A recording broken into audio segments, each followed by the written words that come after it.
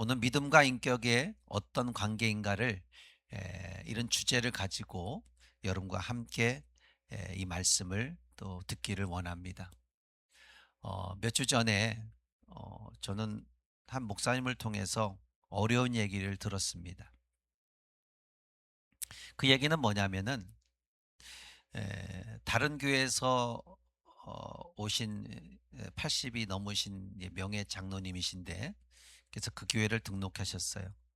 근데 그분이 예배를 드리는데 앞자리에 초등학교 6학년 정도 되는 애가 앞자리에서 예배를 드렸습니다.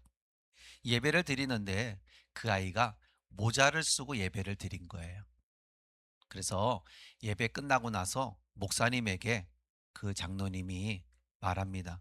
목사님, 제 앞에 앉은 애가 모자를 쓰고 예배 드렸는데 저건 아니지 않습니까? 어떻게 예배를 드리는데 모자를 쓰고 드립니까? 그렇게 목사님에게 얘기했다는 거예요. 그 일 때문에 교회가 힘들어진 상황을 또 어, 발생이 되고, 그것 때문에 목사님도 사모님도 또 여러 몇몇 분, 그의 또 부모들도 상처를 입은 모습이 됩니다. 여러분, 물어봅니다. 교회에서 모자를 쓰고 예배 드리는 게 나쁜 걸까요? 그러면 오늘 뭐 몇 분이 마스크를 수도 있지만, 그러면 마스크를 쓰고 예배 드린 거는 또 잘못된 건가요? 그러면 여러분, 옷을 입었는데 단추를 따놓고 예배를 드리는 거와 단추를 다 잠그고 딱 있는 예배를 드리는 거, 어떤 게 더 중요한 거예요? 여러분, 그런 게 중요한 게 아니라는 거예요. 모자를 쓰고 드렸건 아니면 옷을 위에 하나를 외투를 벗고 드렸건 외투를 입고 드렸건 마스크를 쓰고 드렸건, 그게 그렇게 우리에게, 하나님은 그거 그렇게 상관하지 않아요. 그렇지 않습니까? 하나님은 장신 전에 나와서 온 마음 다하여, 그죠? 마음을 다하여 드린 예배, 그걸 하나님 받으신 거예요. 외모적인 것 어떤 무엇인가 더 치장했다고 해서, 그러면 이쁘게 막 쫙 꾸미고 아주 비싼 옷 입고 명품 백을 가지고 그렇게 온 그 사람의 예배만 받을까요? 아니라는 거예요. 사람마다 어떠한 상황을 만나면 반응하는 것이 다릅니다. 그렇다면 이런 상황을 통해서 그리스도인들에게 보이지 아니하시는 하나님을 현존하는 지금 살아계신 하나님으로 믿는다는 것이 어떤 걸까? 결국 믿음의 사람의 선택은 믿음으로만 가능하다고 말을 합니다. 하나님 볼 수 있는 것은 나의 믿음으로만 볼 수 있다는 거예요. 여러분, 지금 여기 하나님이 살아계심을 믿습니까? 여러분은 하나님 믿기 때문에 이 자리에 있는 것이고, 그 하나님이 지금 현존하시는 하나님이라고 믿기 때문에 이 자리에 있고 말씀을 듣고 그분 앞에 또 좋은 것을 얻고자 하고 그분 앞에 영광 돌리고자 하는 것입니다. 결국 믿음의 사람 선택, 그 믿음만이 가능하다고 하는 것. 하나님은 보이지 않지만 하나님의 인격은 예수님을 통해서 현존해 있다고 분명히 말씀하고 있죠. 그래서 믿음은 추상적인 것이 아니라 신뢰이며, 그 신뢰가 바로 인격이라는 거예요. 여러분, 기독교 신앙에 있어서 믿음은 사실에 관계한 이해보다는 인격과 신뢰가 있어야 한다는 거죠. 이 말은 우리의 믿음이란 하나님의 인격과 인격 사이에서 만들어지는 관계이기 때문에 그렇습니다. 하나님과 나와의 인격적인 관계가 없다면 여러분, 지금 여러분이 이 자리에 있겠어요? 안 있습니다. 그분이 인격적인 분이기 때문에, 우리가 그분이 우리를 인격적으로 대해주기 때문에 죄 많은 우리들에게 그분이 손 내밀어 주셨어요. 그렇잖아요? 어제까지 죄를 졌어요. 아니, 오늘 오면서까지 어떤 죄를 졌는지도 몰라요. 그런데 그분은 여전히 우리에게 손을 내밀어 주시고, 그리고 손을 내밀어 주시고 우리를 잡아주셨고, 그리고 상처난 부분, 아픈 부분, 찢어진 부분, 묶인 부분, 죄로 얼룩진 그것을 우리 주님이 다 싸매주시고 꼬매주신 거예요. 우리를 그렇게 인격적으로 대해주신 거예요. 너 잘못했지? 너 나가! 이게 아니에요. 그러니까 그만큼 그분과 우리는 뭐예요? 인격적인 관계라는 거예요. 그래서 믿음이 인격이기 때문에 하나님 앞에 바라는 것이 생기는 거예요. 그렇지 않습니까? 여러분, 집에서 아버지가 맨날 호통을 쳐요. 너 이놈의 자식, 이것 때문에 넌 안 돼, 이래서 안 돼, 저래서 안 돼, 이래서 안 돼, 저래서 안 돼, 계속 호통만 치는 아버지라고 봅시다.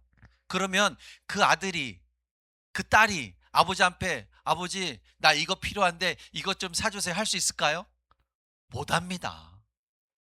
맨날 눈만 뜨면 혼내키는 아버지한테, 그 아버지한테 다가가서 무엇을 구하겠어요?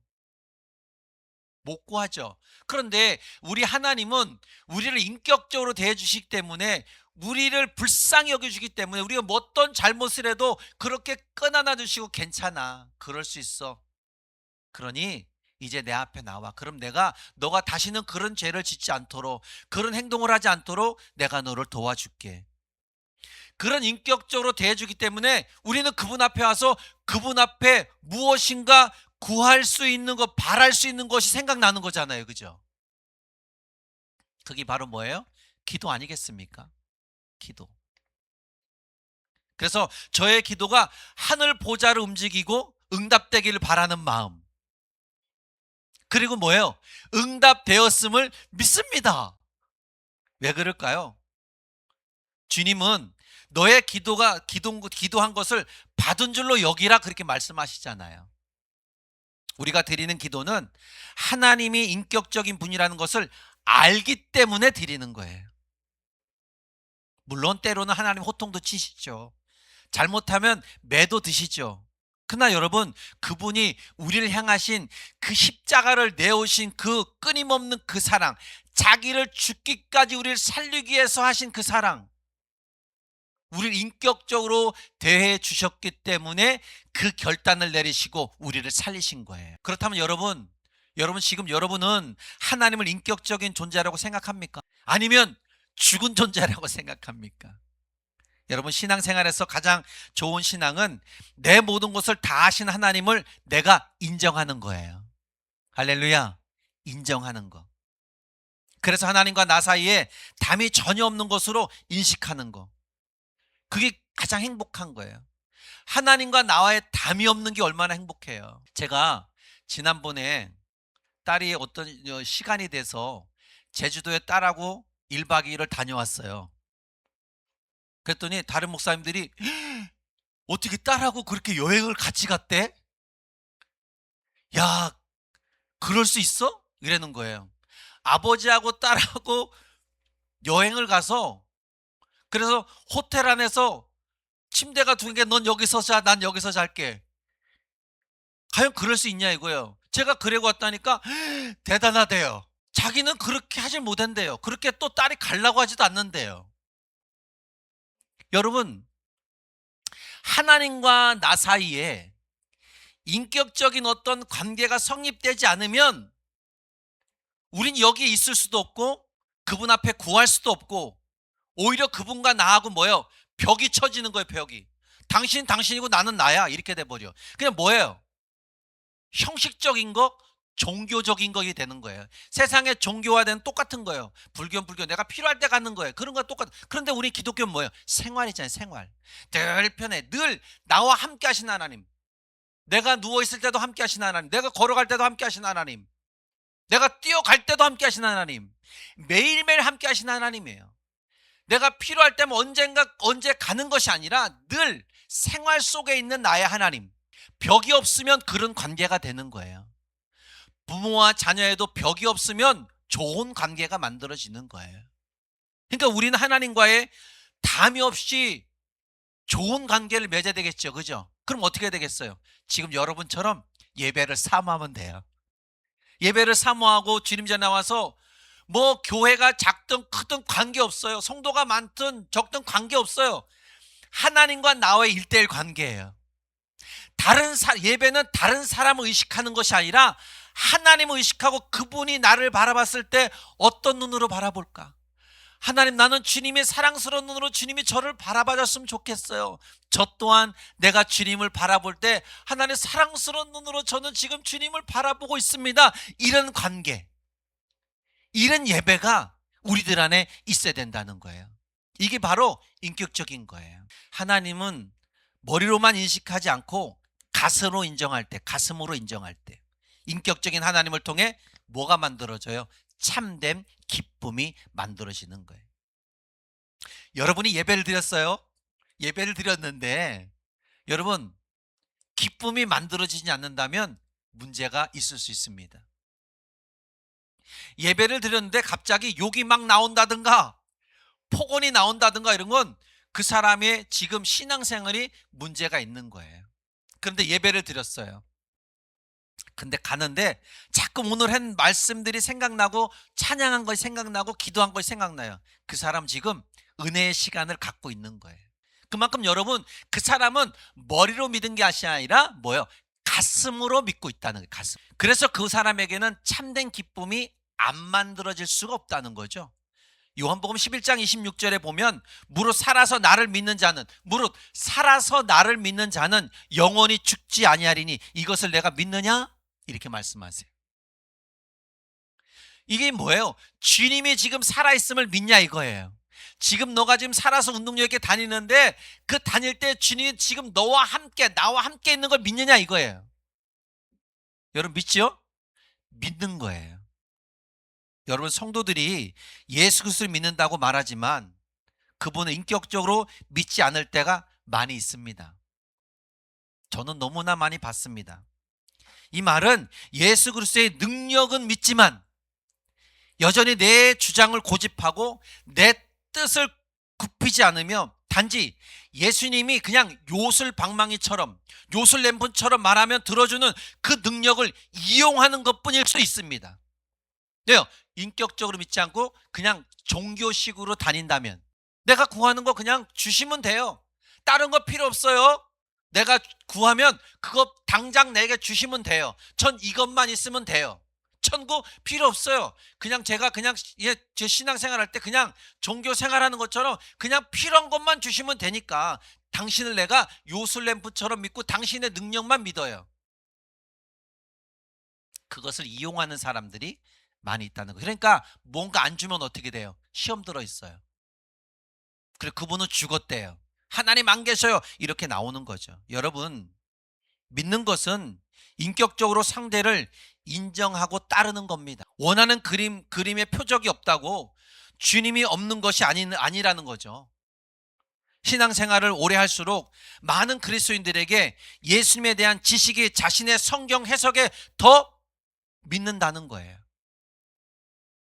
이 말씀보다 자기가 인적으로 해석하는 지식, 그것을 더 믿고 있다는 거예요. 그렇지 않습니까? 그런 사람이 많다는 거예요. 그러나 여러분은 그렇지 않을 거라 믿습니다. 성도라면 어떤 상황에서도 온 마음을 다해서 인격적으로 주 예수 그리스도를 나의 구주로 믿는 것이 올바른 겁니다. 그렇다면 이러한 부분이 있어서 오늘 본문이 말씀해 줍니다. 본문에서 한 무리의 사람들을 만나게 됩니다. 한 무리의 사람들이 지금 있어요. 예수님 앞에. 하나님께서는 이 사람들을 통해서 우리에게 믿음의 본질이 무엇인지를 지금 가르쳐주고 있다는 거예요. 믿음의 본질이 무엇이냐? 여러분, 모자 쓰고 예배 드려도 돼요. 어떻게 예배 드려도 상관없어요. 그런데 하나님 앞에 내 마음의 중심을 다 드리면 되는 거예요. 제가 전수사 때 저 경북 쪽으로 사역을 갔을 때 이 강대상 위에 드럼 이거 놓는 것 가지고 싸움해가지고 교회가 힘들어지는 경향도 봤어요. 악기를 어떻게 강대상 위에 올리냐, 이거 갖고 막 싸움하는 거예요. 그럼 마이크는 왜 올려놨어? 그러면 악기인데 이것도 마이크는 왜 올려놨냐고. 이거 갖고 막 장로들하고 성도들 옥신각신 싸우고 비본질 갖고 싸우는 그러한 교회가 돼서는 안 되는 거예요. 그러니까 오늘 이 말씀 안에는 하나님을 믿는 본질이 무엇이냐를 갖다 지금 이야기하는 거예요. 여러분, 이것을 우리가 잘 알아야 될 줄 믿습니다. 23절을 보면 6월절에 예수님은 예루살렘에 계셨는데 많은 사람들이 그 행하시는 표적을 보고 믿었다는 거예요. 6월절 예루살렘에서 예수님께서 막 어떤 기사와 이적을 행하고 있어요. 근데 그것을 보고 그 막 기적까지 이겨지는 표적들을 보고 와 대단하다 이걸 보고 믿은 거예요. 우리가 주목할 사람들이 바로 표적만 보고 믿는 이들입니다. 왜 저들은 그 표적만 보고 믿었을까? 우리처럼 그냥 이 성경에 써있는 이 말씀만 듣고서 왜 못 믿었을까? 여러분 성경의 말씀 보고 믿었죠, 그죠? 여러분이 어떤 막 기적 막 죽은 자가 막 살아난 거 그거 보고 믿은 거 아니잖아요, 그죠? 근데 지금 그 당시에 있는 그들이 지금 예수님의 어떤 막 기적 행한 그것만 보고 믿었다는 거예요. 그래서 그들에게 예수님께서 뭐라고 하면 그들에게 자신의 몸을 위탁할 필요가 없다. 그래서 24절에 보면 의탁하라 이렇게 말이 나오죠. 그리고 23절에 믿었으나 이 말이 두 단어가 나옵니다. 의탁하다와 23절에 믿었으나 이 두 단어는 헬라어로 같은 단어입니다. 이 말은 그들이 주님의 이름을 믿었지만 주님은 그들을 믿지 않았다.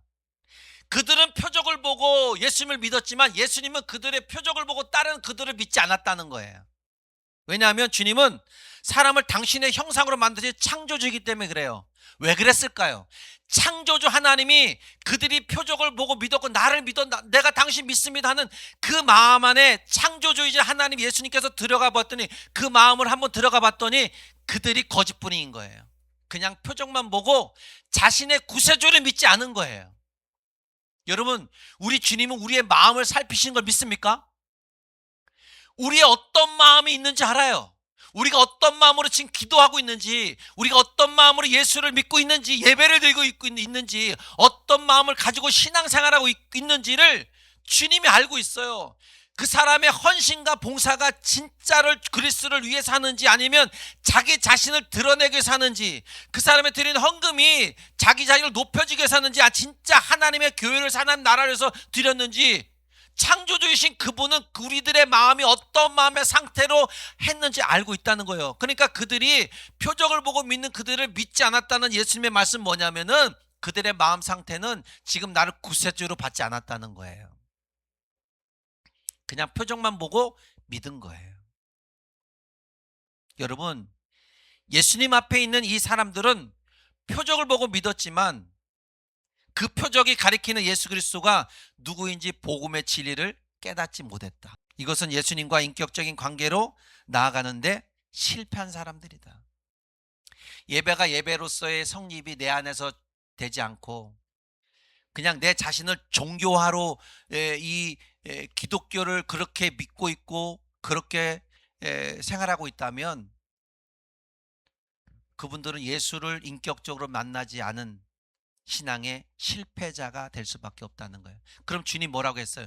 나는 너를 도무지 알지 못한. 목사님이 이제 올해 은퇴를 해요. 개척교회를 하시는데 올 12월이면 은퇴해요. 만나서 얘기하면 그분이 요즘에 어떤 이야기냐면 이런 얘기예요.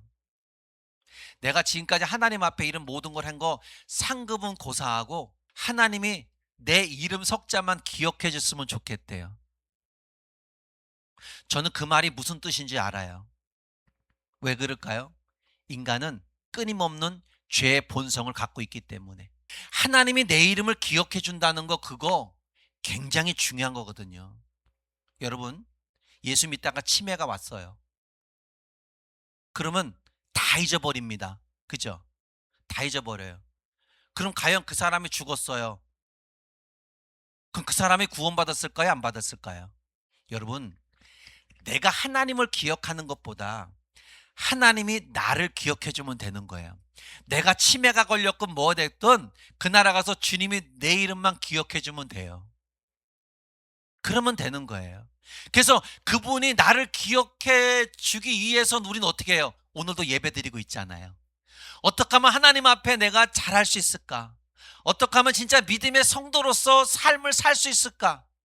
나이에 관계없습니다. 내가 어리고 내가 나이가 먹었다 관계없어요. 여러분, 표정만 보고 믿고 있는 이들 안에 신앙은 어떻게 해요? 일시적인 거예요. 일시적인 거. 어떠한 사건의 기적같이 나타나는 거 그것만 보고 야 역시 하나님 계셔 이런 거는 일시적인 것뿐이라는 거예요. 요한복음 6장에서 오병이의 사건이 나옵니다. 오병이의 사건. 한 아이의 도시락을 통해 예수님이 기도하셔서 보리떡 5개와 물고기 2마리로 5천 명을 배불리 먹인 사건, 그 표적을 사건이 나오죠. 그걸 경험한 사람들.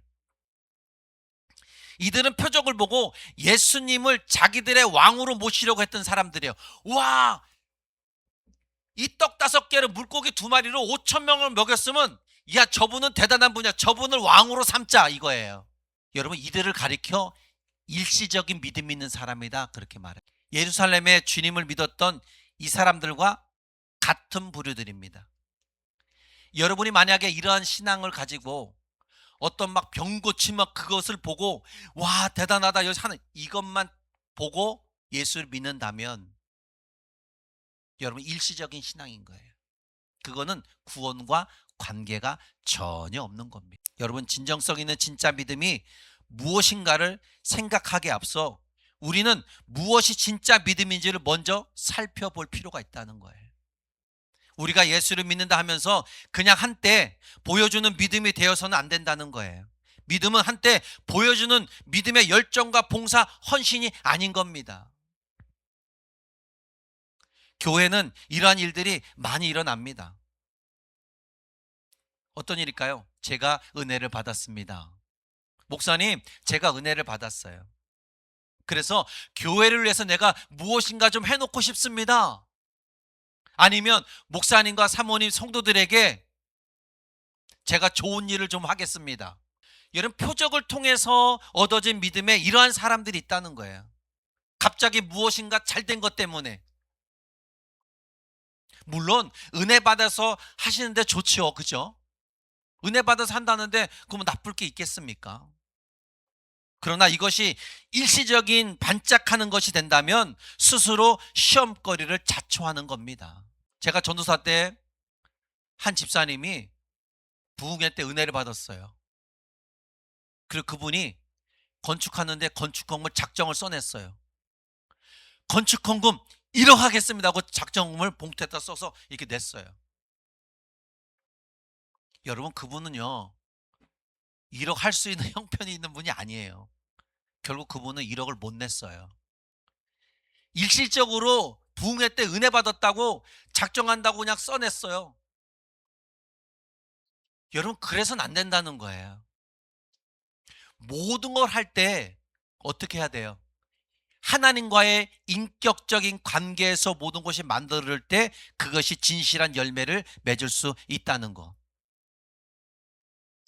과거에 잠깐 하나님을 선하심과 말씀의 은혜를 경험했지만 결국 지속적으로 열매를 맺지 못하고 그것이 한때에 그치는 사람들의 믿음을 진짜 믿음이라 할 수 없다는 거예요. 여러분 진짜 믿음은 본질상 뭐예요? 끝까지 인내하는 겁니다. 끝까지. 물론 감정이나 감각적인 체험에서 일어나는 현상으로 인해서 종교적으로 흥분하고 감동할 수는 있죠. 그죠? 막 어떤 찬양을 통해서 말씀을 통해서 막 하면 하니까 막 감정이 막 타오르고 뭐가 감각이 막 하나님이 나와 지금 나한테 뭔가 말씀하시는 것 같아. 오 나에게 막 말씀하니까 막 몸에 떨림이 오고 뭐가 어쩌다 이렇게 해가지고 와 하나님이 지금 나한테 계시했어 막 그렇게 하고 하는 게 아니라는 거예요. 여러분 우리의 신앙은 본질은 항상 말씀에서 찾아야 돼요. 어떤 일시적인 것은 올 수 있어요. 여러분 기도하다 일시적인 거 올 수 있어요. 갑자기 몸이 떨림이 오고 갑자기 막 혀가 꼬여서 방언할 수 있어요. 그런 거 없는 거 아니에요. 있습니다. 그런데 그런 것이 과연 내 신앙의 말씀에서 비춰봤을 때 과연 내 신앙에 도움이 되냐 이거예요. 도움이 될 수도 있고 안 될 수 있어요. 그러나 그런 것들 일시적인 막 그것만 쫓아가는 신앙이 되면 안 되고 그것을 말씀에 비춰서 신앙생활할 때 그게 진짜 믿음이 될 수 있다는 거야. 아 하나님은 그런 표적도 나타낼 수 있구나. 그 하나님 말씀에서 역사하는 거는 이걸 알아야 된다는 거예요. 표적이 없는 것이 아닙니다. 떨림이 없는 게 아니에요. 방언이 없는 게 아니에요. 다 있어요. 다 있습니다. 그러나 그 모든 것들을 이 성경의 말씀에 비추어 우리는 함께 신앙생활에 나가야 된다는 거예요. 그래야 사당을 정복할 수 있고, 그래야 내가 신앙생활을 어떻게 하는지 질서를 잡아 나갈 수 있는 것이요. 내가 성도한테 행하는 하나의 모든 행동들, 내가 헌신하고 봉사하는 것들, 내가 주님 앞에 드리는 예배에 또 드리는 헌금들, 내가 이것들이 내가 어떤 목적을 위해서 내가 해야 되는지를 분명히 알고 있다는 거예요. 어떤 흥분된 상태에서 감각적으로 하는 거, 그거는 올바르지 못하다. 여러분, 이 믿음이라는 그 자체가 이런 것에 머무른다면 진짜 믿음이 아닌 거라는 거죠. 우리 성도는 성령으로 역사하는 복음, 그 진리에 목마름이 있어야 된다는 거예요. 그것이 바로 이 말씀입니다. 말씀에 대한 목마름. 여러분, 말씀대로 사는 사람들은요, 이 성경 말씀대로만 믿는 어떤 표적과 기사 이런 거 아니라, 이 성경의 말씀대로 믿는 사람은 시험 들지도 않고 꾸준히 주님의 살아계신 믿고 하나님 앞에 영광 돌리는 삶, 그 삶을 위해서 여러분 그렇게 인내하며 살아가는 거예요.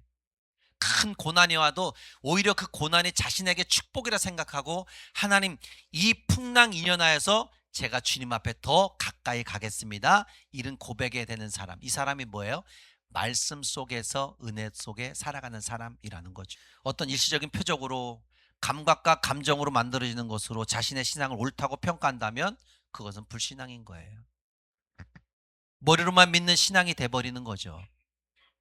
믿음의 모든 근거가 내가 하는 결심과 열심히 있는 행동에 근거한다는 그로만 의지한다면 그건 진짜 믿음이 될 수 없다는 거죠.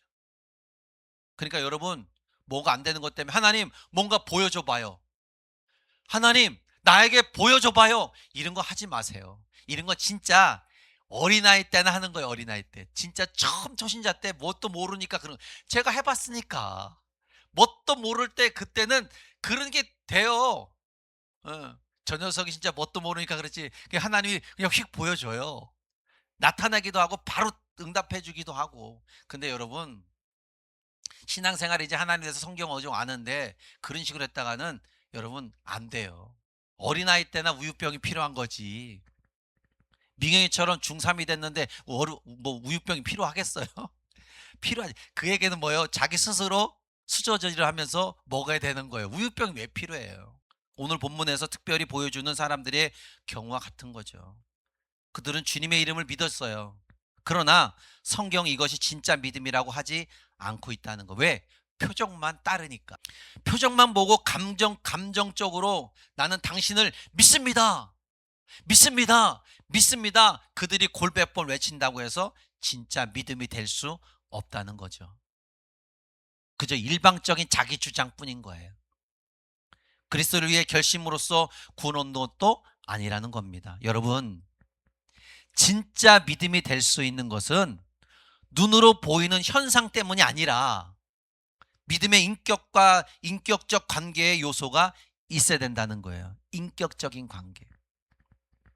부부 사이의 인격적인 관계, 부모와 자녀 사이의 인격적인 관계, 동료와 인격적인 관계 있을 때 그 사람 믿을 수 있는 거. 그죠?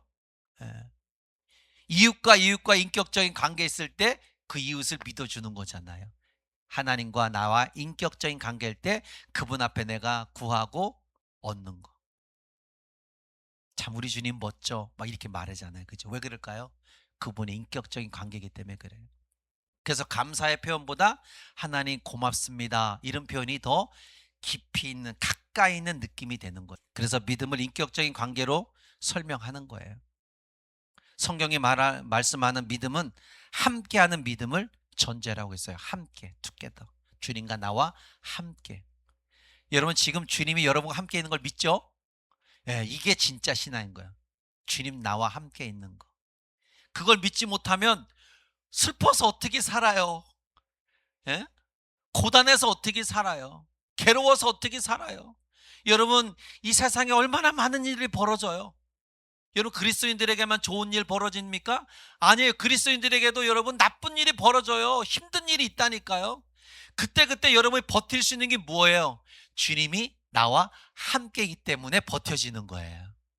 주님이 나와 함께 있다는 사실을 확실하게 믿고 있기 때문에 견딜 수 있는 거예요. 걸어갈 수 있는 거예요. 인내할 수 있는 겁니다. 오늘 본문이 우리에게 가르쳐주는 교훈이 중요한데, 믿음은 주님이 우리를 믿으시는 것과 관련이 있다는 사실. 이 부분을 조금 더 말씀드리면, 믿음은 우리가 하나님을 부르기 전에 하나님이 우리를 먼저 부르셨다는 거. 여러분 믿죠? 이거예요. 이거 우리 기독교는 이거예요. 내가 주님을 선택한 것이 아니라 주님이 내가 좋아서 창세전 이미 나를 선택했다는 거예요. 나를 먼저 부르셨다는 거예요. 내가 뭔데?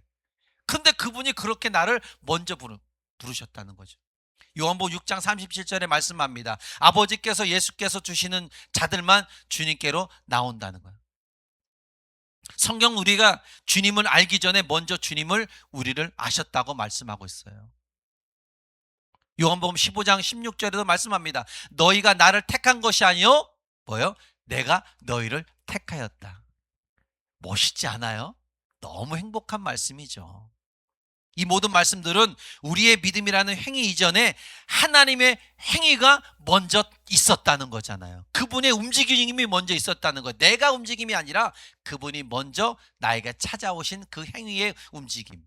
오늘 본문이 보여주듯이 사람들이 주님을 믿었다는 것만으로 부족합니다. 예수님이 그들을 믿어주어야 한다는 거예요. 그 표적을 따르는 그들을 예수님이 믿어줘야 되는 거예요. 그런데 그들의 마음을 봤더니 전혀 믿을 마음이, 그들 앞에 의지할 수 있는 마음이 없어요. 왜? 그들은 표적만 따르는 일시적인 그 상황만 보고 당신을 믿습니다, 믿습니다 했기 때문에. 근데 우리는 어때요? 그런 표정만 보고 한 것이 아니라 평상시에 늘 주님 나와 함께 하시니까 일시적인 게 아니라 지속적인 거죠. 그죠? 지속적인 거. 우리의 신앙생활에서 아주 중요하죠. 참된 인격. 참된 인격적인 관계는 서로의 믿음의 행위에 의한해서만 가능하다는 거. 특별히 내가 주를 믿는 것보다 주님께서 나를 믿어주신 것이 중요하다는 거. 그리고 진짜 믿음의 사람들에게 나타나는 현상은 표적보다도 주님을 더 알고 싶은 열망, 주님을 향한 갈망, 주님을 더 기쁘게 해드리라는 의지가 만들어진다는 거예요. 그렇다면 여러분 안에 주님을 더 알고 싶은 의지의 열망이 있는가? 단순히 성경의 지식을 더 알고 싶은 신학적 지식을 얻고 싶다는 것 말고요, 주님의 자비와 선하심과 은혜를 더 알기를 원하는가? 단순히 나는 성경적 지식만 얻길 원해, 이게 아니라 그분의 선하심과 은혜를 알고 싶은가 이거예요. 그분의 사랑의 깊이를 더 알고 싶은가 이거예요. 주님께 더 깊은 감동을 얻고 싶은가 이겁니다. 주님을 향한 배고픔이 있는가 이거예요. 더 나아가 주님을 더 알지 못하면 결코 만족할 수 없고, 주님을 더 사랑하고 그분의 사랑을 더 깊이 경험하고 누리지 못하면 만족할 수 없겠다는 마음이 있는가, 이것을 우리는 자기 스스로 감찰해 봐야 됩니다. 여러분, 우리는 정직한 마음으로 이러한 질문을 자신에게 할 수 있어야 된다는 거예요. 다시 말씀드리지만 진짜 참된 믿음은 주님과 함께 맺는 인격적인 관계라는 사실을 꼭 기억하시기를 축복합니다. 그리고 여러분의 그저 일시적으로 주님을 믿는 것, 그런 믿음이 아니라 주님과 인격적으로 관계를 맺게 되는, 여러분 자신만이 믿는 것이 아니라 주님이 나를 믿어주고 나 자신을 참된 진짜 인격자로 믿어지는 그 믿음의 가운데 우리의 삶이 올바르게 주님 앞에 달려가는 그런 주님과 나의 신뢰를 쌓을 수 있는 그 인격이 되기를 주의 이름으로 축복합니다. 그래서 바울을 부르신 거, 그는 나의 그릇이야. 여러분이 주님의 쓰임받는 믿음의 그릇으로 선택받은 것을 그대로 믿고, 그리고 주님 앞에 주님 오늘도 저를 써주실 것을 믿습니다. 부족하지만 연약하지만 저는 주님의 도구로만 사용되기를 원합니다. 그렇게 영광 돌리는 저와 여러분, 인격적인 주님과 관계 속에서 더 많이 풍성함의 열매가 여러분에게 기쁨으로 채워지기를 다시 한번 축복합니다.